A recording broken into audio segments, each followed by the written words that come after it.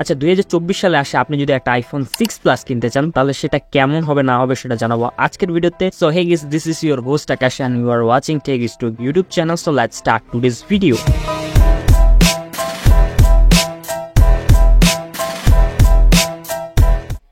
IPhone 6 প্লাসের performance নিয়ে কথা বলি। তো এই ফোনটাতে আপনি প্রসেসর হিসেবে পেয়ে যাবেন অ্যাপেলের নিজস্ব প্রসেসর, যেটা হচ্ছে অ্যাপল A8। এই প্রসেসরটি হচ্ছে 20 ন্যানোমিটার আর্কিটেক্ট বিল্ডারিটি SoC। এই ফোনটাতে র্যাম হিসেবে পেয়ে যাবেন 1GB, আর রোম হিসেবে পেয়ে যাবেন 16GB, 64GB and 128GB। And RAM type হচ্ছে LPDDR4 আর স্টোরেজ টাইপ হচ্ছে NVMe। এই ফোনটা লাস্ট আপডেট যদি বলি তো এই ফোনটাতে আপনি iOS 12 আপডেট পাবেন, আর এটার কারণে এটাতে আপনি কোনো অ্যাপ চালাইতে পারবেন না, ফেসবুক হোক বা ইউটিউব হোক বা হোয়াটসঅ্যাপে হোক না কেন, এগুলা একটাও আপনি চালাইতে পারবেন না। ফোনটা অ্যাপ ওপেনিং খুবই বাজে, বিকজ 20 ন্যানোমিটার প্রসেসর, বুঝতে পারতেছেন অ্যাপ ওপেনিং অনেক স্লো। আর হেভি ইউজিং কি বলবো, আর মাল্টিটাস্কিং কি আর বলবো, মানে যে অ্যাপগুলো দিয়ে আপনাদেরকে মাল্টিটাস্কিং দেখাবো সেগুলোই তো চলতেছে না, কি আর আপনাদেরকে দেখাবো। তো এটার প্রসেসরের কারণে আর iOS মানে প্রসেসর ঠিক আছে, বাট iOS এর আপডেটের কারণে এই ফোনটা মানে চলতেছে না আর কি। আর আপনাদেরকে আমি একটাই রিকমেন্ড করবো যে এই ফোনটা নিয়েন না গাইস, কারণ এটার পারফরমেন্স খুবই বাজে। তো চলুন এখন কথা বলি এই ফোনটার ক্যামেরা নিয়ে। তো এই ফোনটার ব্যাকে আপনি 8 মেগাপিক্সেলের একটি মেইন ক্যামেরা পাবেন, যেটার অ্যাপারচার হচ্ছে f2.2। আর এই ফোনটার ব্যাক ক্যামেরা দিয়ে আপনি 1080p 60fps এর ভিডিও রেকর্ড করতে পারেন, যেটা একটা সিনেমাটোগ্রাফারের জন্য খুবই দরকার। তো ওটা আপনারা পাচ্ছেন এই ফোনে। আর সেলফি হিসেবে পেয়ে যাবেন 1.1 মেগাপিক্সেলের একটি ক্যামেরা, আর ফ্রন্ট ক্যামেরা দিয়ে আপনি 720p 30fps এর ভিডিও রেকর্ড করতে পারবেন। ফটো স্যাম্পলস, ভিডিও স্যাম্পলস আপনাদের সাথে আমি শেয়ার করতে পারতেছি না, বিকজ ফোনটাতে লেটেস্ট আপডেট তো একদমই নাই। হোয়াটসঅ্যাপ যে আমি ডাউনলোড করে এই ফটোগুলো বা ভিডিওগুলো যে আমার নিব আর আপনাদেরকে যে আমি দেখাবো সেটার কোনো উপায় ছিল না। তো যার কারণে আপনাদেরকে কোনো ফটো স্যাম্পলস আপনাদেরকে আমি দেখাইতে পারতেছি না, তো এটার জন্য আমি দুঃখিত।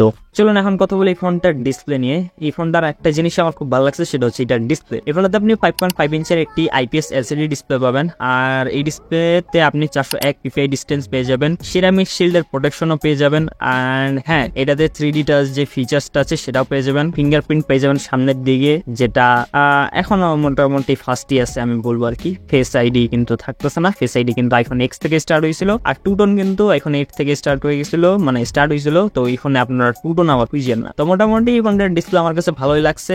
আর মোটামুটি ইউটিউবে ভিডিও আপনি যদি দেখেন তাহলে 1080 ভিডিও দেখতে পারবেন, বাট যেহেতু সফটওয়্যার আপডেটের কারণে বা iOS এর আপডেটের কারণে কোনো কিছুই চালাইতে পারতেছিলাম না, তো যার কারণে ওরকম ভাবে টেস্ট করা হয়নি। বাট ওল্ড রিভিউ যদি আপনারা দেখেন তাহলে সেখানটায় আপনারা মানে অল রিভিউরা বলবে যে এই ফোনটাতে আপনি মানে ইউটিউবে 1080p ভিডিও অনায়াসে দেখতে পারবেন। মোটামুটি ডিসপ্লে কালার কোয়ালিটি সবকিছু আমার কাছে ভালো লাগছে। আর আপনাদেরকে একটা জিনিস খুবই বিরক্ত করবো, সেটা হচ্ছে মোটা বেজেল গুলো। তো এই জিনিসগুলো আপনাদের যদি ইরিটেট না করে, যদি আপনাদেরকে এটা ভালো লাগে তাহলে ফোনটা কিনতে পারেন।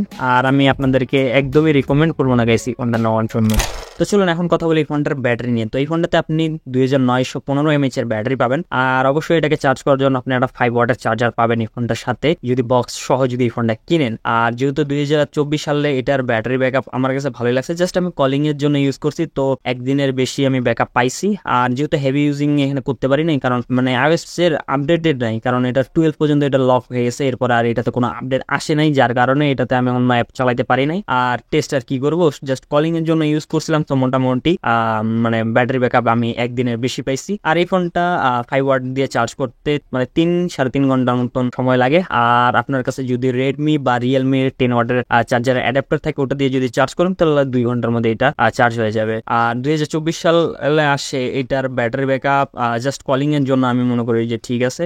আর লুক এন্ড ফিলের যদি কথা বলি, তো এই ফোনটার look and feel iPhone 6 plus, 6s, 6s plus এই চারটা ফোনেরই সেম ডিজাইন অলমোস্ট। তো আপনাদেরকে ভালোই লাগবে এটার ডিজাইন, একটা প্রিমিয়াম ফিল আছে ফোনটা এখনো, যদি আপনি ভালো কন্ডিশনে পান। পোর্টস এন্ড বাটনস যদি কথা বলি, 3.5mm হেডফোন জ্যাকটাও আছে, অ্যালার্ট স্লাইডারও আছে, এন্ড লাইটিং পোর্ট তো থাকবে। এটা তো অ্যাপেলের তো এটা চার্জিং যেটা থাকবে, বাট এখন মনে করেন যে 15 সিরিজ আসার পর এখানে টাইপ সি আসছে। তো লুক এন্ড ফিল আর ব্যাটারি ব্যাকআপ আমার কাছে ভালো লাগছে, ডিসপ্লেটা মোটামুটি চলে। এখন কথা হচ্ছে যে 2024 সালে আসে এই ফোনটা আপনি নিবেন কি নিবেন না। ভাই আপনার যদি টাকা যদি থাকে, ভাই আপনি যদি আমার মতন গরিব হয়ে থাকেন, তাহলে ভাই এই ফোনটা স্কিপ করেন। এই ফোনটা আমি আপনাদেরকে নেওয়ার জন্য একদমই রেকমেন্ড করতেছি না, বিকজ এই ফোনটা খুবই বাজে ভাই। আপনার আইফোন চালানোর মানে ইচ্ছাটাই মরে যাবে যদি এই ফোনটা নেন। আপনার যদি আইফোন ইউজ করতে ইচ্ছা হয় তাহলে আইফোন 7 বা 8 নেওয়ার চেষ্টা করুন। এটার থেকে ওটাতে অনেক ভালো মানে রেজাল্ট বা এক্সপিরিয়েন্স করতে পারবেন। তো আই হোপ আজকের ভিডিওটি আপনাদেরকে ভালো লেগেছে। যদি ভালো লেগে থাকে তাহলে অবশ্যই ভিডিওতে একটি লাইক করে দেবেন, আর যারা চ্যানেলে নতুন তারা অবশ্যই এই চ্যানেলটা সাবস্ক্রাইব করবেন। তো দেখা হবে নতুন একটা ভিডিওতে। Good bye guys.